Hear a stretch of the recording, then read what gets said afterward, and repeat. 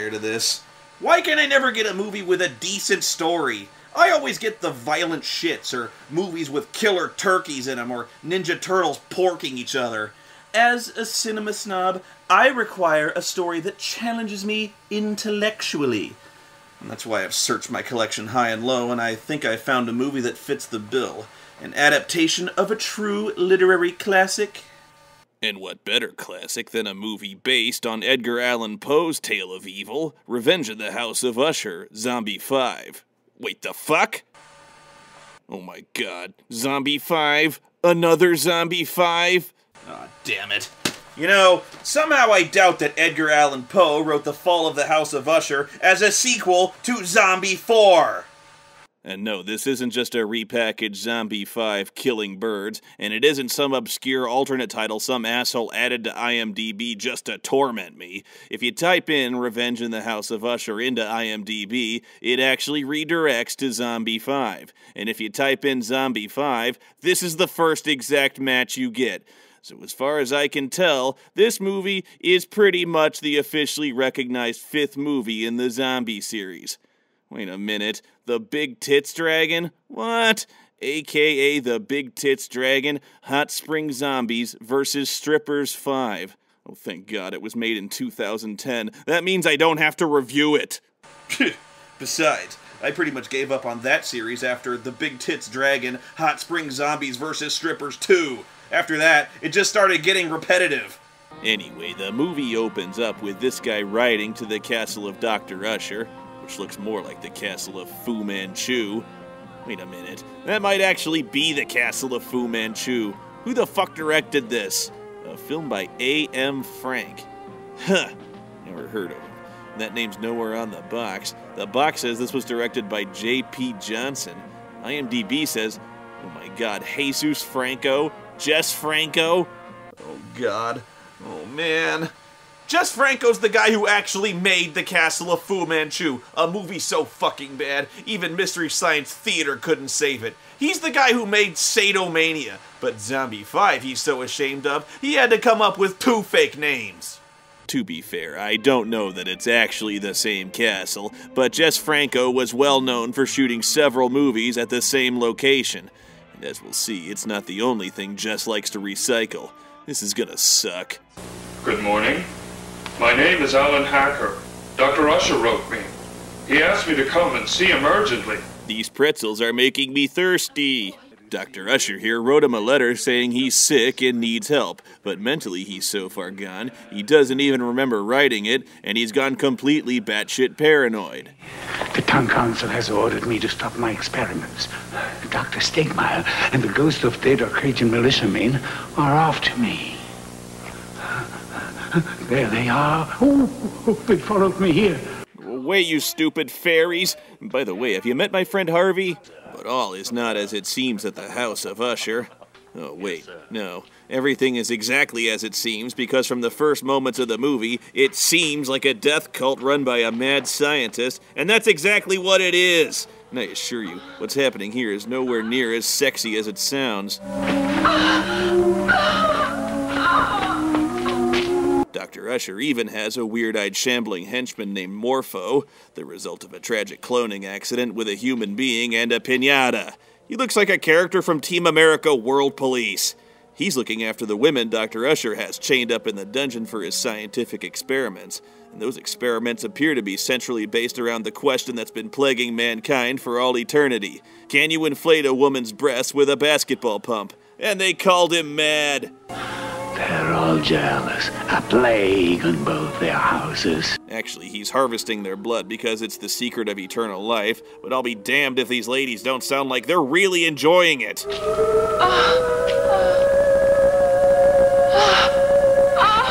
I really hope this doesn't turn into a porno.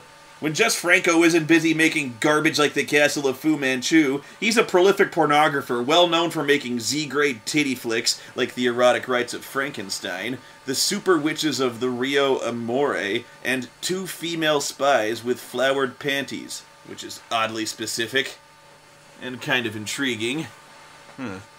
Maybe this movie should turn into a porno. At least that way, something would fucking happen! But there's something I must do before I tell you about my research and... What are you doing, Dr. Usher? Oh God, no, what's he doing? I take it back. This isn't what I wanted! I'm a murderer. I murdered many women. I murdered in the name of love. I killed them for science. And that's basically how Dr. Usher introduces himself, by outright declaring he's a mass murderer and mad scientist. But this never really seems to sink into poor Hacker here, whose basic reaction to everything is to squint uncomprehendingly at it, as if someone were explaining how to solve quadratic equations for the first time.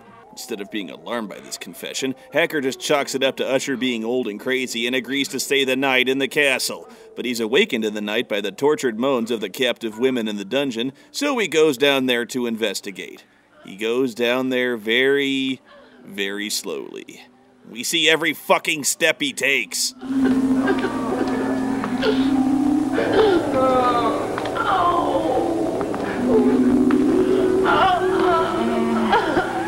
Please.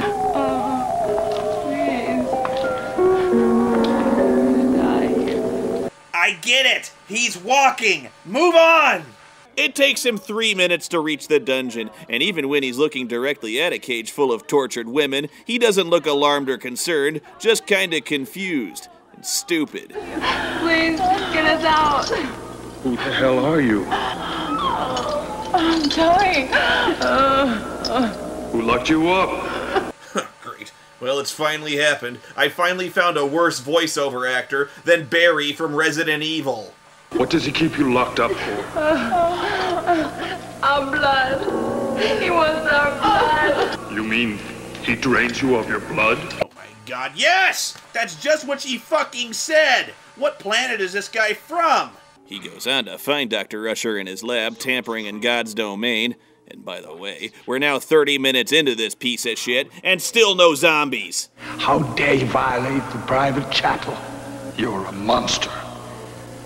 A murdering monster. Finally, a couple of lonely, atrophied synapses begin to fire in Hacker's brain, and he decides he should probably get out of there. She will live. She will come to life again. If necessary, I'll sacrifice 100 slots. Wait, why did he fall down? He didn't trip on anything. Sacrifice 100 slots. And what's with that half-hearted grunt he makes? Sacrifice 100 slots. It's our hero, a guy who tripped over his own shoelaces and knocked himself out, despite the fact he's not wearing any shoelaces.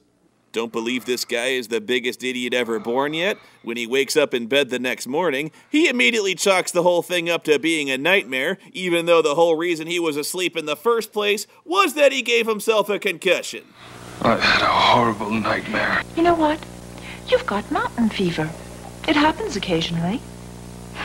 That's what it is. Genuine old mountain fever. It happens to people who don't know the mountains, and it gives them nightmares, fever, and horrible headaches. That is a plausible explanation, and I, Dr. Alan Hacker, believe you completely.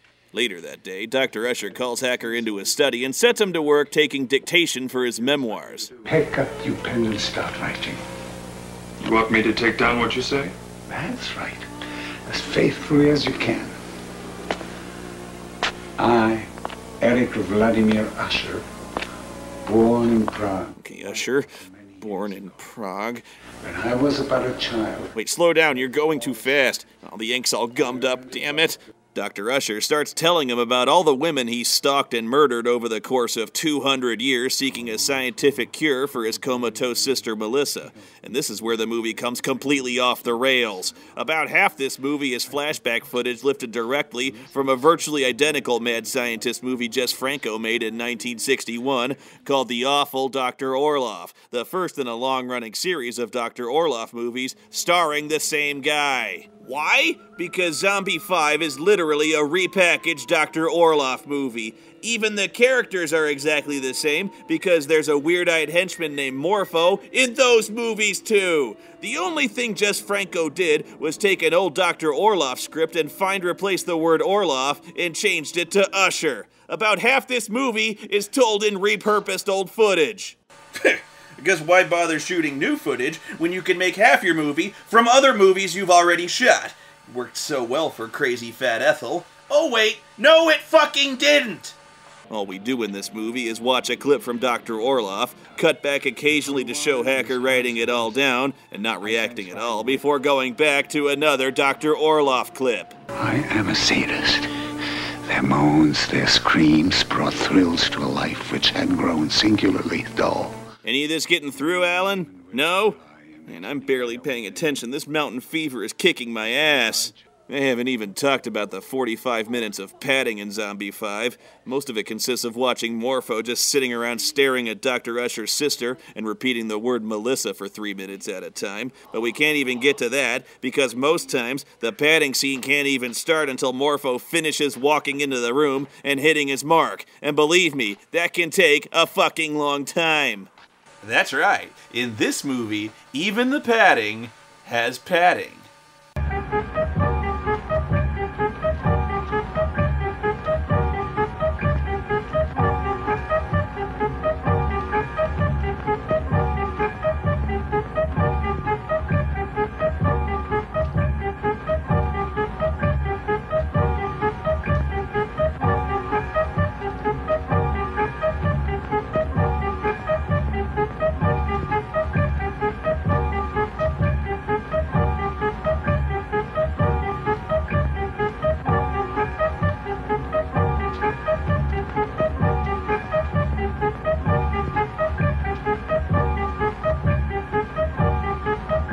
Do something! Morpho, is the meal ready? Yes, Doctor. Good. Insert it in the carotid. Well, put it down. Yes, Matthias.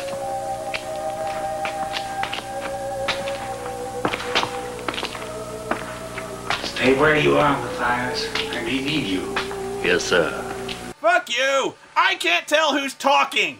The dubbing in this movie is so fucking bad. It sounds like these guys recorded their ADR by shouting down 50 feet of fucking garden hose. It isn't my body that's sick. It's my soul. I personally think the best part of this movie is Jess Franco's iconic cinematography. Focus on the sky, gentlemen. That blank, featureless sky.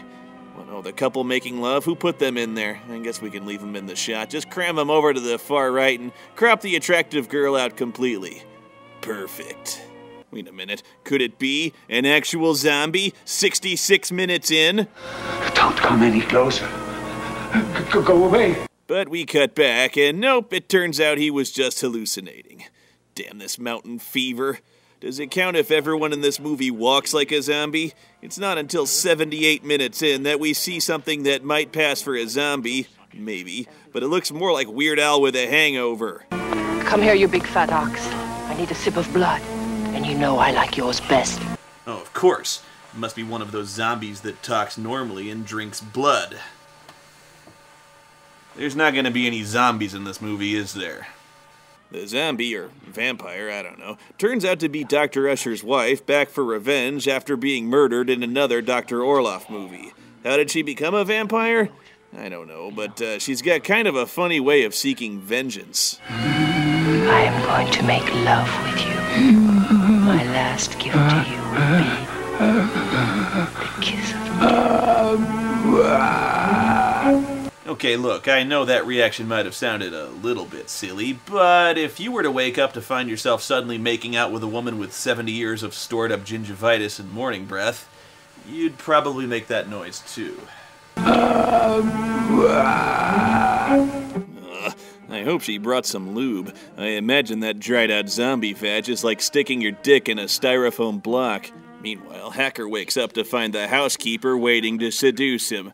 And who could blame her? What woman could possibly resist that manly mane of hair and Chuck Norris beard? I want to make love with you. We don't have much time. Oh, don't worry, ma'am. I don't take that much time. Wait a minute, where'd his vampire wife go? What, did she just fuck him and leave? And why is the servant standing there too? We heard him get killed! Is he the zombie?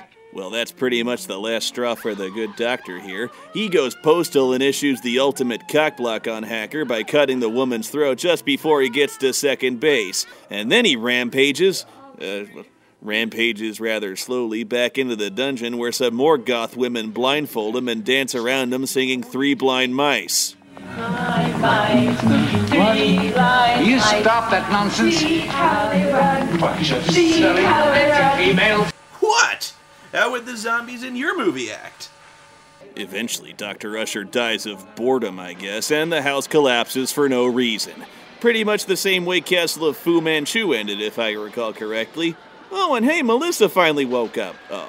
And Hacker just sort of wanders away from the whole thing, having done and learned exactly nothing. I'll never know whether the tale Dr. Usher told me is true, or whether his sick mind made it all up. In fact, I was never able to distinguish myself between what happened and my own hallucinations.